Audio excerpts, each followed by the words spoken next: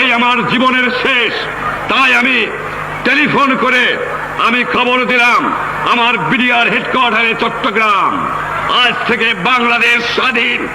আমার জীবনে তোমাদের সঙ্গে দেখা হতে না পারে, বাংলার ঘরে ঘরে জানিয়ে দাও, যে পর্যন্ত না 7 কোটি মানুষ স্বাধীনতা না পাবে সংগ্রাম চালিয়ে যাও, যুদ্ধ করো। বঙ্গবন্ধুর পক্ষে ভাষণটি প্রথমে চট্টগ্রাম আওয়ামী লীগ নেতা এম এ হান্নান ঘোষণা করেন, কিন্তু ভাষণটি প্রচারের দায়িত্বে থাকা বেতার কর্মীদের অনুরোধে বাঙালি সেনা কর্মকর্তা মেজর জিয়াউর রহমান বঙ্গবন্ধুর পক্ষে 27 মার্চ স্বাধীনতার ঘোষণা করেন।